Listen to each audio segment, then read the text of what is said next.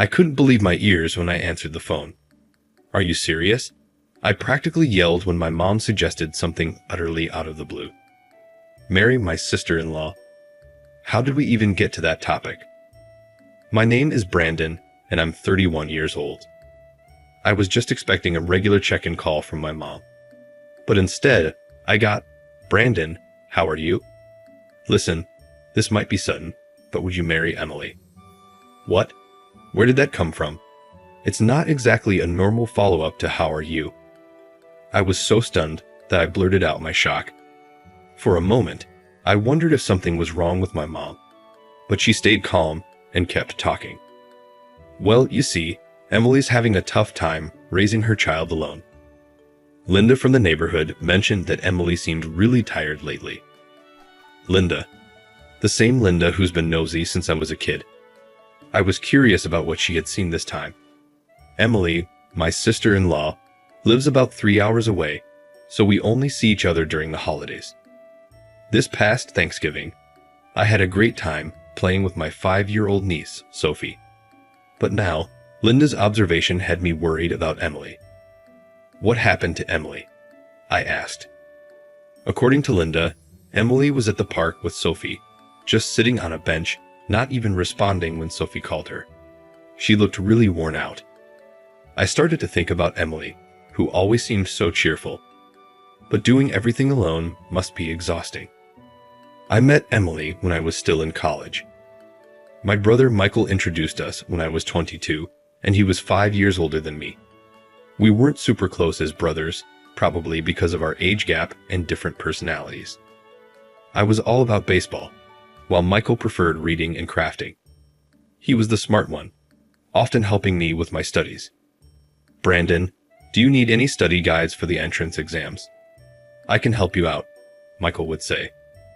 I wasn't confident about my high school entrance exams since I spent most of my time in club activities. So, instead of cram school, I asked Michael for help. First, try solving these problems, he said. I didn't do too well on the first try, but seeing my results, Michael became an enthusiastic tutor. We worked hard together, and I managed to pass the exam for my desired high school. Michael, already a college student by then, was thrilled for me. That's great, Brandon. You worked hard, he said, ruffling my hair. That moment stuck with me. From then on, we started talking more. Michael, always a step ahead, became my role model. He could be stubborn, but he was kind, and I looked up to him. When I was in my sophomore year of college, Michael was 25, and that's when he introduced me to Emily. I remember how bashful he sounded on the phone. Brandon, I want to introduce you to someone, he said, trying not to sound too excited. A girlfriend. That's awesome, bro. I can't wait to meet her, I replied, eager to see the woman who had captured Michael's heart. She's not just my girlfriend. I'm thinking of marrying her. Michael was calm and intellectual, which made him popular with women, though he seemed oblivious to it. I couldn't wait to meet the woman he wanted to marry. Getting married. That's huge. When do I get to meet her? I'll be home for New Year's. Will you be around, Brandon? Yeah, I'll be there. My part-time job's on break. I'm looking forward to it. I'll call you again when I have more details. After hanging up, I told my parents, and it turned out they had already heard. They were just as excited as I was. As New Year's approached, we eagerly cleaned the house and did some serious shopping. Finally, the day came when Michael would bring his girlfriend over. We were all restless after Michael called to say they were almost here. When the doorbell rang, we even argued over who should answer it. I ended up opening the front door. Brandon, long time no see. How are Mom and Dad? They're good, and you must be his girlfriend. Nice to meet you. Standing nervously behind Michael was Emily, his future wife. She stepped forward, trying to hide her nerves, and replied politely, Nice to meet you, I'm Emily. I'm in a relationship with Michael. Sorry for intruding on your New Year's family gathering. Thank you so much for letting me come. I couldn't help but like Emily right away. Despite her nervousness, She greeted us with such politeness. She had fair skin, big eyes, and something adorably kitten-like about her. I thought she was genuinely cute, and it seemed my parents felt the same. Oh my, she's so cute. Dad, isn't she just adorable? Emily, the woman set to become your mother-in-law, seems to have really taken a liking to you. I thought to myself. Any worries about typical mother-in-law and daughter-in-law issues quickly faded away. Indeed, she's a lovely young lady. Let's not stand in the entrance. Please come in, Dad said, smiling like I'd never seen before. He once mentioned how fun it was raising 2 boys, but he always wanted to raise a girl too. He let that slip while slightly tipsy. I'm looking forward to you and Michael finding wives, he had said at the time. I had just broken up with a girlfriend, so I could only respond with a wry smile. Yeah, let's go in. And Emily, please don't be nervous. If I may say so myself, you'll find everyone in our family quite nice, I reassured her. Michael, who is usually kind, had a particularly gentle expression reserved just for Emily. She had really caught a great guy. We introduced ourselves a bit nervously and enjoyed a meal together. Mom was incredibly enthusiastic, preparing lots of Michael's favorite dishes. We had a great time looking at photo albums and spending time together. That time is still a precious memory for me. Thanks for today. It was fun. And thanks for meeting Emily. She's such a great person. Take good care of her, bro. Yeah, count on me, Michael said proudly, and Emily smiled shyly but looked very happy. My parents and I watched them leave, and a happy day came to an end. Their relationship progressed smoothly, and a year later, they happily held their wedding ceremony. Brandon, I'm so happy to become family with you. Me too. Can I call you sis from now on? Of course you can. I'm fine with bro too. It'd be weird if Brandon suddenly started calling me big brother now, right? Probably. I'll still call you bro even when we're old and gray. That's fine by me. Hey, let's drink together even when we're old, Michael said with a grin. We did a fist bump as we watched the ceremony to the end. Seeing them pledge their eternal love in the chapel was so moving. I cried a little. Well, maybe more than a little. After the wedding, Michael and Emily lived happily, and we all got along well as an extended family. 3 years into their marriage, Michael called to say they had something to tell us and asked if they could come over. I was at work at the time and only heard about it when I got home. But when I found out Michael and Emily were coming, I noticed something was off with my usually cheerful mom. What's wrong, Mom? You seem more gloomy than usual. Did something happen?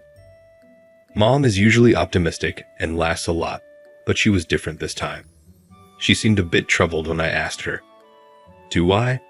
Well, I'm a bit worried. Michael sounded so lifeless on the phone. It was just different from usual.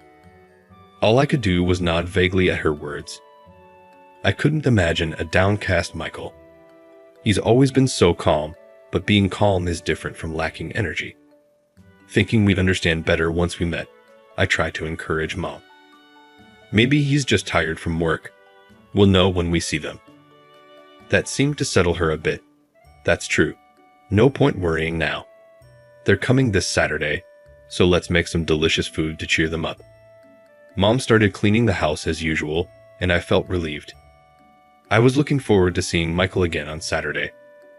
About 20 minutes after Michael texted to say they were almost home, they arrived at the front door. Our smiles froze when we saw them. Michael had lost a noticeable amount of weight. He'd always been slim, and we never thought he'd need to diet.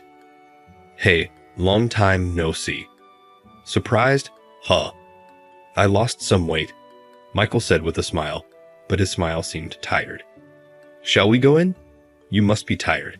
Emily gently nudged him with a worried look. Snapping out of it, my parents invited them to sit in the living room. We all sat around the dining table in silence until Mom served tea. After taking a slow sip, Michael began talking. Sorry for the shock. I lost a lot of weight. Losing weight really drained your energy. What happened? Heat stroke? Mom asked, her brows furrowed with concern. No, not heat stroke. Cancer. Terminal. They said I have a year left. Michael spoke so casually, like he was talking about the weather. Naturally, my parents and I froze. I don't know how long we stayed like that, but we snapped out of it when Emily sniffled. I moistened my dry mouth with tea and forced myself to speak. Probably Dad or Mom should have asked, but they were still in shock. I had to be strong and start the conversation since we all had the same questions. Terminal? Is it really? I mean, incurable. Not even surgery or chemotherapy? I asked, my voice trembling. Michael responded calmly, yes, there's nothing that can be done. I even sought second opinions, hoping to extend my life. But after visiting 4 hospitals, they all said the same thing. I'm just tired of it all. Emily was silently crying next to him. It broke my heart. They had just built a house, and they were both so excited about their careers. They had so much to look forward to. You were so happy about the big project at work. Why does it have to be you, bro? I said, my voice shaking as I fought back tears. It's harder for Michael, I thought. They had just gotten married, bought their own home, and everything was going well. Their future was suddenly given a finite deadline. That was the hardest part. Is there anything we can do? Anything we can help with? Mom asked through her tears, but even while crying, she looked steadily into Michael's eyes. There's a lot, but the most immediate request is about Emily, Michael said, looking at her with his usual gentle smile. Emily tried to smile back, but tears kept streaming down her face. Emily's pregnant. Hearing that, I couldn't hold back my tears anymore. A strange sound came from deep in my throat as the realization hit me. Tears wouldn't stop flowing. Mom started crying loudly too. I buried my face in my sleeve like a child. Will you make it? Will you get to see your child, even just for a moment? Dad asked, his voice trembling. I plan to see the child. I want to, at all costs. I hope to be there for at least the first 3 months after the birth, Michael replied. As we wiped our tears, I saw Michael smiling. Emily was smiling next to him too. I couldn't stop wondering how much they had talked and cried about this before telling us. The thought made me cry again. It's going to be tough after the baby is born, right? I plan to go to fatherhood classes and share the parenting since Emily has no parents. Could we ask for help after the birth? Don't worry, leave it to us. We'll be there for you. Emily, will you rely on me? Mom said, her voice steady despite the tears. Yes, of course. Thank you so much, Mom. I appreciate it, Emily responded, her voice breaking. Sorry, Dad, Mom. I haven't been a good son. And the order of things is all wrong, isn't it? Sorry, Brandon. I guess I won't be able to drink with you when we're old. Michael apologized, referencing our conversation from the wedding. I managed to smile through my tears. I'll drink on your behalf, bro. Do that for me, but don't overdo it, okay? He said, reaching across the table to ruffle my hair. His hand was still Michael's, but the wrist peeking out of his sleeve was thin. This conversation wasn't a lie or a dream. It was real. Michael really had limited time left. The reality was so sad and frustrating that I cried again. I wanted to rebel, saying I wasn't the child to be comforted, but maybe this could be the last time he'd comfort me. Maybe there's still time, but maybe, can I enjoy being comforted for a bit longer? Bro, I'll ruffle your hair as much as you want until it's time, Michael said happily, continuing to ruffle my hair. My parents and I were visibly affected, and I could hear them sniffing louder, but I didn't mind. I think Michael probably didn't either. After being comforted by Michael for as long as I needed, he and Emily eventually left. Our entire family was worried about them driving home. Even though I might have lost some strength and get tired more easily now, I still want to live as normally as possible. I assured them not to worry, promising to make sure he'd be careful. We repeatedly reminded Emily to take good care of Michael before seeing them off. As soon as they left, Mom collapsed in tears. Why? Why does it have to be him? Why does he have to go through this? She cried like I had never seen before, wailing loudly. I would take his place if I could, especially now that they're expecting a child. Even Dad, who had tried to remain calm, knelt beside Mom and cried. He was just trying to stay composed, but I knew he wanted to cry too. Dad has always been a devoted father, and seeing my parents like this broke my heart. I knelt down and hugged them both. The parents who once seemed so big and protective now felt so small to me. Let's do everything we can to support Michael and Emily, I said, my voice choked with tears. I don't know how, but we'll give it our all. My words brought us together, and we agreed on 3 things during our family meeting: not to impose our opinions on Michael and Emily, to support whatever they wanted to do, and to offer financial help within reason. We were careful to give them space, but we stayed involved in their lives. When Emily had severe morning sickness, Mom stayed overnight with her, and Dad or I accompanied her to the hospital when needed. As time passed, Emily's pregnancy reached 6 months, and Michael found strength in talking to their growing child. But then, one late night, the phone rang, startling us all. I took care of Mom, who was frozen in shock, while Dad answered the call. Hello, Emily. Yeah. Dad's tense voice filled us with dread. Mom clutched my sleeve, and I held her tightly. Understood. We'll be there right away, Dad said, and I knew the time had come sooner than expected. Is Michael not doing well? I asked, my heart sinking. He suddenly became unwell and lost consciousness. They've asked for the family to come, Dad explained. Why now? Mom cried. He was so close to meeting his child. I felt a wave of frustration, but I knew we needed to stay strong. Encouraging my devastated parents, I spoke up. Let's say our goodbyes properly. Let's get dressed quickly. Dad, should I drive? It might be safer. My calm tone seemed to motivate my parents, and they began to move. Would you mind? Thank you, Dad said, relieved. We hurried through the night, driving 3 long hours on the highway to the hospital. I kept wishing it were closer, but we trusted the doctors Michael and Emily had chosen, so we never interfered with their decision. When we finally arrived, we were led to Michael's room. It was a simple private room, where my brother lay on the bed, looking so fragile. Emily was by his side, crying and holding his hand. Look, everyone's here. Your father, mother, and Brandon, she said to him, her voice trembling. Michael. My parents spoke to him one after another, but I stood frozen, unable to move. I had so much to say, but saying goodbye felt like accepting the inevitable, and I couldn't find the courage. Emily, still crying, gently pulled my hand. Brandon, please say your goodbyes to Michael, she urged, her grip surprisingly strong. She was the one suffering the most, with a child to raise on her own now. I couldn't afford to be scared. I nodded and let her lead me to Michael's bed.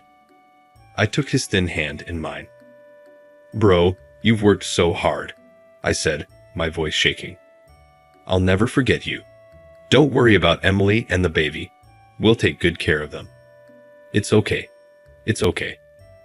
I squeezed his hand tightly, hoping it would reassure him. I wiped away my tears as Emily spoke to him too. Thank you for all the happiness, she said softly. Our time together might have been shorter than others, but I was happy. I'll make sure our child is happy too. Thank you. We all cried uncontrollably as if Michael had waited for everyone's farewells before quietly passing away. After that, I cried so much I lost track of time. When I finally came to my senses, everything was over. A small altar for Michael was set up in our house. Every day, we gathered as a family to pray at the altar and remember Michael. Emily, we're excited for you, but are you okay? Going back to the house Michael built alone is worrying, but Emily insisted. She refused to stay with us until after the birth and recovery. I need to be in the house Michael built for us, she said through tears. We couldn't insist, so we asked her to contact us if anything happened and kept our distance. Then, as my parents and I discussed the timing, we got a message from Emily. She was going into labor and heading to the hospital. Mom quickly got ready, and Dad prepared the car. Let's go, Mom said, grabbing her bag. Brandon, can you stay home? Sure, I'll be fine, I replied. Seeing Mom so busy, I felt relieved. She had been quite down after my parents left. I prayed at Michael's altar, hoping everything would go well for Emily. The next morning, around 10 a.m., I got a call from Mom. She's born, a beautiful baby girl. Emily is tired but okay. Relief washed over me, and tears of joy rolled down my cheeks. That's great, I managed to say. After hanging up, I prayed again at Michael's altar, feeling that even Michael's photo seemed pleased. I met my niece, Sophie, about 2 weeks after her discharge from the hospital. Ma had warned me that a woman's body after childbirth is like recovering from a car accident, which was quite scary. Thank you, Brandon, Emily said, propped up in bed with the baby. I'm single and clueless, but I heard a woman's body needs care after childbirth, so please lean on Mom and take it easy. Thank you. Mom has been taking care of everything, I replied. You're our beloved daughter now, and you gave us a grandchild. Thank you. Emily named her Sophie after Michael. She offered for me to hold the baby, but I refused. I was too scared of something happening to her. No, I can't, I said, panicking. The women laughed, but Dad understood my fear. I get it, Brandon. I was the same with Michael. I agreed with Dad and asked to take a photo with my phone instead. Let me hold her when she's a bit stronger. Can I take a picture? I asked. Of course, Emily said. I took countless photos. Sophie looked adorable up close. When she opened her eyes, she somehow resembled Michael, and tears welled up in my eyes. Maybe she does look a bit like Bro, I thought, wiping my tears as I began my first meeting with Sophie. Years later, while driving to see Emily, I thought about everything that had happened. Sophie was now a thriving 5-year-old, and Emily had been raising her alone while working. She looked well when I last visited, but I decided to surprise her this time instead of calling ahead. I had arrived at the house Michael built, where Emily and Sophie now lived. I pressed the intercom button and heard Sophie's footsteps running inside. Just a minute, Sophie. Don't open the door yourself, Emily said. But Sophie ignored her and flung the door open. Brandon, what brings you here? Emily looked tired. Hey, Emily. It's been a while. I'm here to take Sophie for a bit. My sudden offer surprised her. What do you mean, take her? You're pushing yourself too hard. How much are you sleeping and eating? I asked gently. I knew Emily, who struggles to ask for help and handles everything on her own, would only push herself harder if she felt criticized. I'll take Sophie to a theme park she's been wanting to visit. We'll be away for 2 nights. Can you let her kindergarten know she'll be off for 3 days? I showed Sophie the tickets with her favorite characters on them. Hey Sophie, how about a trip to the park with Uncle Brandon? When Sophie recognized the theme park, her face lit up with joy. Let's go with Uncle Brandon. Mom's staying home to take a break. She needs it too, I said. It might be tough for my 5-year-old niece to grasp, but I explained that her mom needed rest. Sophie glanced at me and then at Emily before breaking into a big smile. Okay, Mom. I want to wear my pink pants. Let's go now. Emily snapped back to reality. Pink pants, got it. Can we chat while you get her things ready? Sure, I replied. We quickly packed Sophie's things together. While Sophie chose a stuffed animal to bring along, I took a moment to talk with Emily. I told her how Linda had noticed Emily looked exhausted and how we were concerned about her. Linda even suggested I should marry her. Emily was shocked. What? Your mom said that? She asked, surprised. Her reaction was what I expected. I was baffled at first too. We both laughed, though I was trying to stay strong for Sophie. Tears started to well up in Emily's eyes. I could tell she hadn't shared her struggles with anyone since Michael passed away. I handed her a handkerchief and felt a strong urge to support her. Maybe making Mom's suggestion a reality wasn't such a bad idea. Emily and Sophie's feelings mattered, but I thought it could be a good idea. We knew each other's personalities, even if there were things we hadn't shown. It's better than starting from scratch. Emily looked up at me, tears still in her eyes, her face flushed. Are you teasing me? This is a big deal for me and Sophie. I'm not teasing, I said. I understand it's important. You're tired now and need rest. Here's something from Mom. I handed her an envelope filled with cash and said, she wants you to use this for yourself. Emily cried a bit more, but looked somewhat relieved. You look relieved, I said. I'm glad you could cry. Think about what I said. I never thought of you that way, Brandon. You've always been just my brother-in-law. But now, I remember something Michael said. What did he say? I asked. He said you were kind and compassionate. If anything happened, I should rely on you. That I could trust you with me and the baby. Emily chuckled. It sounded so bossy at the time, but now it makes sense. I laughed. Michael's intuition was spot on. He trusted me enough to believe I could take care of his family. I laughed again, trying to hide my emotions. Emily laughed too, and just then, Sophie returned, carrying an armful of stuffed animals and looking thrilled. Her adorable excitement made us both laugh. After convincing Sophie to bring just one toy, we headed off for 2 fun nights. Sophie behaved well, managing bathroom trips and changing clothes on her own. After bathing her at my parents' house, I knew there'd be no issues. But her boundless energy was impressive. By the second night, I fully grasped the challenges of parenting and deeply respected Emily for handling it all alone. All right, let's head back to Mom's place. Yay, Sophie cheered. After 2 fun-filled nights and 3 days away, we finally returned home. Emily was waiting for us outside, just as I had promised. Sophie, bursting with excitement, waved at us from the car window. Once we parked and I got her out, she ran straight into Emily's arms. Sophie chattered nonstop about our adventures, and Emily, smiling and attentive, seemed more energized. Once inside, Sophie plopped down on my lap, using my arms as a chair. It was so cute that I couldn't help but smile as I recounted our activities. As Sophie started to get sleepy and fussy, Emily suggested bedtime.